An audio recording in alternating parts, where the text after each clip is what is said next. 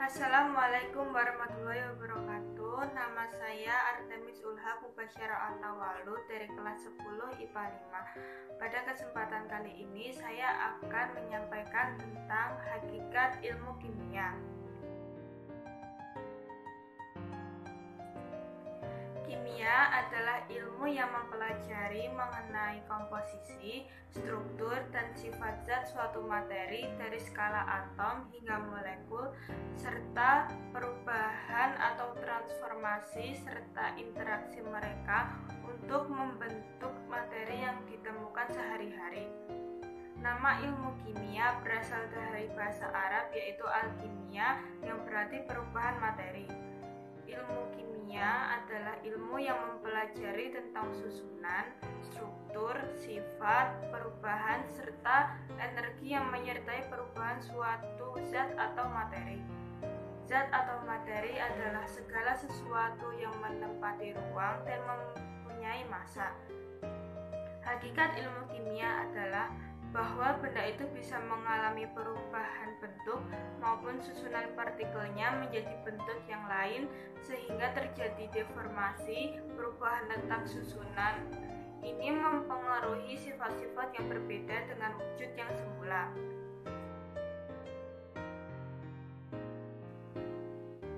Ruang lingkup ilmu kimia.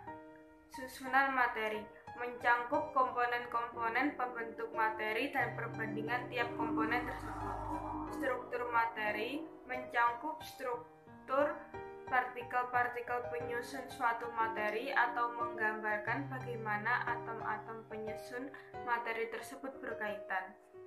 Sifat materi mencangkup fisik, wujud atau penampilan, dan sifat kimia. Sifat suatu materi dipengaruhi oleh susunan dan struktur dari materi tersebut.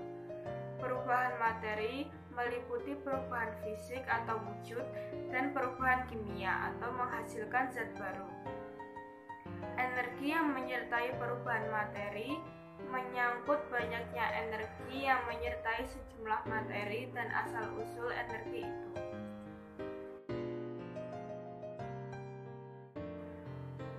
Manfaat mempelajari ilmu kimia. Pertama, pemahaman kita menjadi lebih baik terhadap alam sekitar dan berbagai proses yang berlangsung di dalamnya.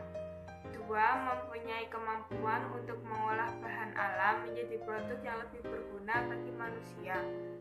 Tiga, dapat mengembangkan pengetahuan pada bidang-bidang ilmu lain. 4. Membantu kita dalam rangka pembentukan sikap. 5. Mengetahui perubahan suatu zat atau reaksi kimia. 6. Mengetahui kandungan kimia dalam makanan dan minuman. 7. Sebagai lapangan pekerjaan. 8. Memperoleh pengetahuan baru. 9. Menyadari kekuatan Tuhan Yang Maha Esa.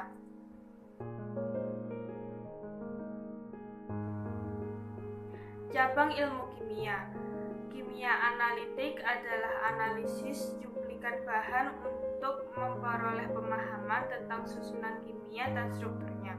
Contohnya seperti cara memisahkan atau mengidentifikasi jenis zat penyusun dan jumlahnya. Biokimia mempelajari senyawa kimia, reaksi kimia, dan interaksi kimia yang terjadi dalam organisme hidup. Biokimia dan kimia organik berhubungan sangat erat seperti dalam kimia medisinal atau neurokimia.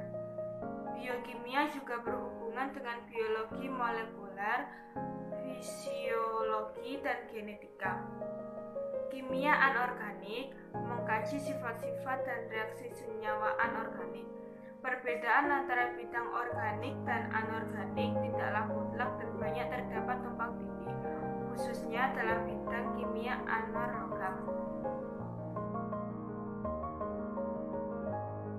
Kimia organik mengkaji struktur, sifat, komposisi, mekanisme, dan reaksi senyawa organik. Kimia fisik mengkaji dasar fisik sistem dan proses kimia, khususnya energetika dan dinamika sistem dan proses tersebut. Contohnya seperti terjadi reaksi kimia, perhitungan energi, dan penentuan sifat suatu zat. Kimia teori adalah studi kimia melalui penjabaran teori dasar. Kimia nuklir mengkaji bagaimana partikel subatom bergabung membentuk inti. Transmutasi modern adalah bagian terbesar dari kimia nuklir dan tabel nuklida. Dan tabel nuklida merupakan hasil sekaligus perangkat untuk bidang ini.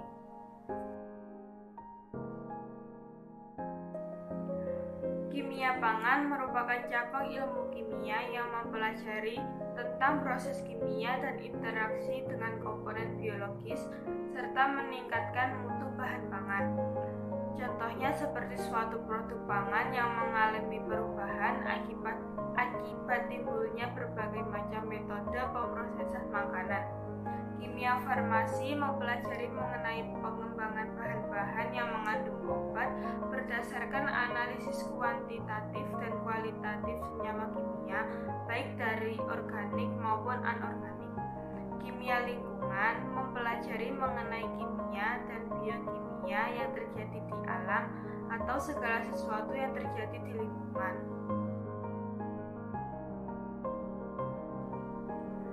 Sekian dari saya, jika ada kesalahan mohon maaf.